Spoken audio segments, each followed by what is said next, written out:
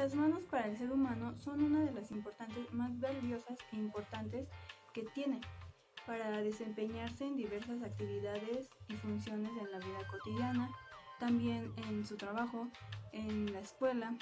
También las utilizamos para sujetar, agarrar y tocar. La exploración de la mano es clave para conocer la relevancia en las patologías de la mano, ya que éstas pueden comprometer la funcionalidad de la misma. Es importante que se empiece con la observación desde que el paciente ingresa a la terapia, viendo desde sus posturas.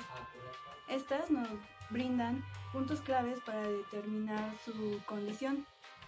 También es importante la observación de los tejidos, cómo es su coloración, cómo es su temperatura, su color y si hay heridas o cicatrices.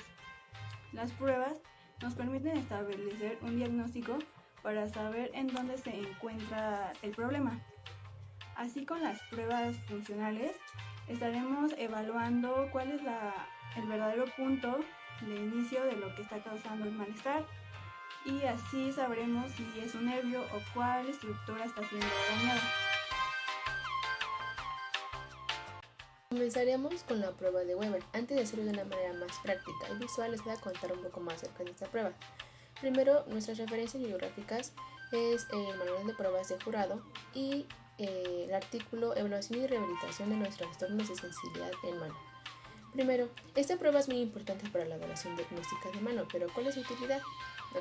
Su objetivo es la exploración del nervio periférico a través de la disociación de dos puntos. Para este ocuparemos un discriminador o el compás de Weber.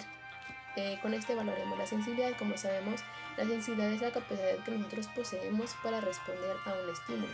Tenemos sensibilidad profunda y superficial, como lo vimos en clases anteriores.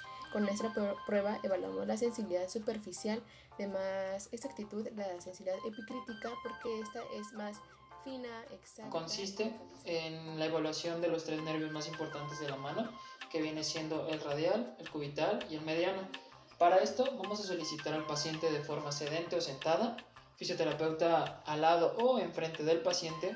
El fisioterapeuta le pide al paciente que realice una ligera flexión de codo con la mano hacia arriba o con la parte palmar de la mano, y el fisioterapeuta con un discriminador de 2 puntos vamos a presionar para que el paciente pues logre disociar entre esos dos puntos, si lo siente o no lo siente, si solo siente uno o si siente los dos, o en su deficiencia no siente nada.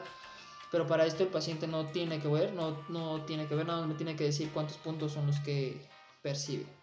Y empezamos en distintas zonas de la mano. Lo podemos hacer como en la parte palmar.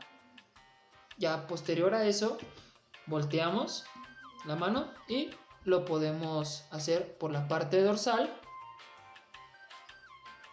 en distintos puntos, y así el paciente nos va a decir si siente o no siente. ¿Esto para qué es? En la parte dorsal para el nervio radial, y en la parte palmar del primer dedo hasta el tercer dedo del nervio mediano, del cuarto al quinto dedo del nervio cubital. El hallazgo positivo es que el paciente logre disociar esos puntos. Prueba de Bune. El objetivo es valorar la musculatura intrínseca de la mano, lubricantes e interóseos. Realizar de la siguiente forma. Nuestro paciente va a estar sedente, con la mano apoyada sobre una superficie plana y con los dedos en ligera extensión. Y nosotros vamos a posicionar enfrente del paciente y vamos a realizar lo siguiente. Tomamos con una mano la articulación metacarpofalángica y generamos una ligera extensión. La prueba se realiza cuando generamos una flexión de la articulación interfalángica proximal y luego llevamos a una flexión de la articulación metacarpofalángica y una flexión de la articulación interfalángica proximal. Los hallazgos positivos de esta prueba son los siguientes.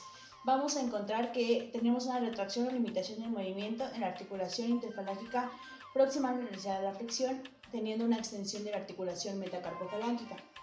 Después vamos a tener que hay una limitación en el movimiento si tenemos flexión de la articulación interfalángica y flexión de la articulación metacarpofalángica. Eso nos quiere decir que hay una contractura de la musculatura intrínseca. Y si aunado a todo eso tenemos mucha mayor limitación a nivel de la flexión interfalángica proximal, vamos a tener que hay una retracción en la cápsula articular. La mano es una zona vulnerable y las lesiones musculares son las más frecuentes a nivel de miembro superior. Hay que tener en cuenta, para su valoración, aspectos como la edad, el sexo, la profesión y otro tipo de actividades que desarrolle el paciente de modo específico, aunando en cuestiones básicas como el conocimiento del inicio de los síntomas dolorosos, su localización y radiación del mismo. El paciente asocia rápidamente los síntomas con actividades tales como asistir objetos firmemente o no ser capaz de tener movimientos completos por el dolor y la rigidez. El paciente asocia más el dolor de la mano con actividades funcionales obvias de la región. El empeoramiento de los síntomas se puede depender de la hora del día o de otros factores, tales como la rigidez prolongada o los cambios de temperatura o cualquier otro tipo de actividad que lleve a cabo. Las lesiones de la mano se producen generalmente por esfuerzos mal dosificados, transporte de cargas pesadas o tracciones bruscas sobre el antebrazo y caídas del mismo. Todas ellas pueden producir limitaciones funcionales en los movimientos básicos de flexión, extensión, pronación y supinación. La presencia de dolor y de la limitación de los movimientos de la mano puede tener varias causas. Aparte de la exploración clínica, existe una serie de pruebas funcionales que permite elaborar un diagnóstico y este video ofrece una revisión de algunas pruebas que permite detectar el acortamiento o la debilidad de los músculos relacionados con el movimiento. Y estas pruebas nos ayudan a determinar algún tipo de patología, dependiendo ya sea del hallazgo patológico, que sea positivo o negativo en cada una de las pruebas que se llevaron a cabo.